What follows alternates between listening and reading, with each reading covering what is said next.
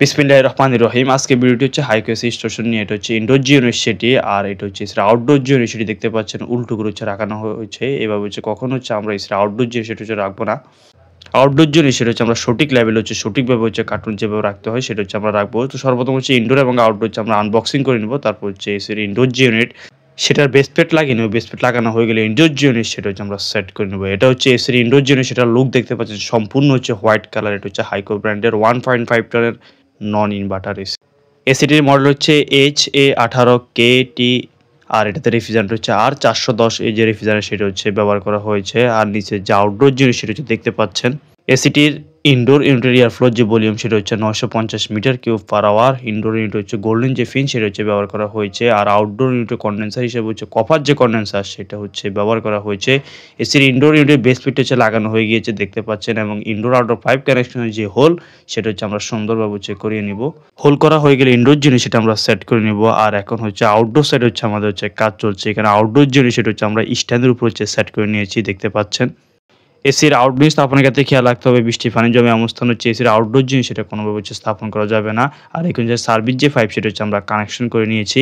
আর এখন হচ্ছে most important যে কাজ ইউনিটকে হচ্ছে ভ্যাকুয়াম করা সেটার কাজ চলছে। এসি স্থাপনের পরে ইউনিটকে হচ্ছে সঠিকভাবে হচ্ছে ভ্যাকুয়াম করতে হবে। এসি স্থাপনের সময় ইউনিটকে যদি সঠিকভাবে যে ভ্যাকুয়াম না করা হয় এতে হচ্ছে ইউনিটের যে কার্যকারিতা সেটা হচ্ছে আস্তে আস্তে হচ্ছে কমে যাবে।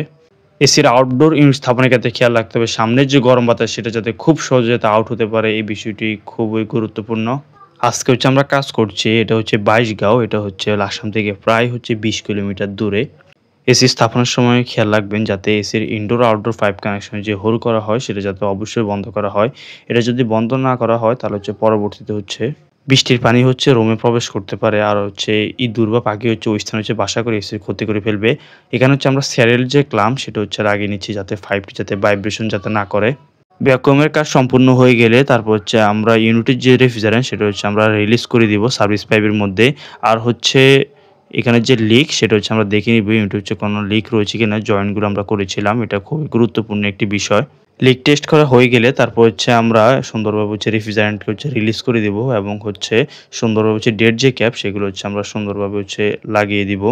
ভ্যাকুয়ামের কাজ প্রায় শেষ পর্যায়ে। আমরা হচ্ছে ভ্যাকুয়াম যে পাম্প সেটা অফ করে দিই এবং হচ্ছে এটার যে লিক টেস্ট করা সেটার হচ্ছে কাজ চলছে। এই বিষয়টি খুবই গুরুত্বপূর্ণ। ইনডোর আউটডোর যে জয়েন্টগুলো সেগুলো হচ্ছে ভালোভাবে হচ্ছে টেস্ট করতে হবে।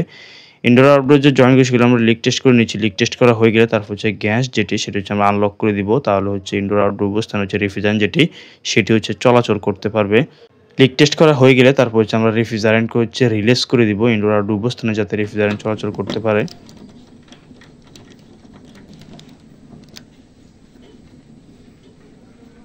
আউটডোর সাইডের যে কাভার সেটা হচ্ছে আমরা সুন্দরভাবে হচ্ছে লাগিয়ে নিচ্ছি। ইনস্টলেশনের কাজ প্রায় শেষ পর্যায়ে। তারপর হচ্ছে আমরা ভিতরে গিয়ে হচ্ছে এসিটি চালিয়ে চেক করে নেব এটার কুলিং যে পারফরম্যান্স সেটা হচ্ছে কেমন। আউটডোর ইউনিটে 5 যতটুকু ছিল ততটুকুর মধ্যে হচ্ছে আমরা চেষ্টা করছি সুন্দরভাবে 5G কানেকশন সেটা হচ্ছে করার জন্য। আর এখানে পিছনের সাইডের যে হোলটি সেটা হচ্ছে আমরা সুন্দরভাবে হচ্ছে সিমেন্ট দিয়ে বন্ধ করে দিয়েছি। আজকে আমরা ইনস্টলেশন করেছিলাম হাইকো ব্র্যান্ডের 1.5 টনের নন ইনভার্টার এসি। এসিটির মডেল হচ্ছে HA18KT। এসি থেকে ভালো সার্ভিস পেতে নিয়মিত হচ্ছে এসির যে এয়ার ফিল্টার সেটা হচ্ছে পরিষ্কার রাখুন। আর দীর্ঘদিন যাবত যদি এসি বন্ধ রাখা হয় তাহলে হচ্ছে রিমোট থেকে অবশ্যই ব্যাটারিগুলো খুলে রাখবেন। তো এসির আউটডোর জিনিস সেটা হচ্ছে সঠিকভাবে হচ্ছে কাজ করছে। আমরা উপরে গিয়ে হচ্ছে এসির আউটডোর জিনিস সেটা হচ্ছে আবার ভালোভাবে হচ্ছে চেক দেই।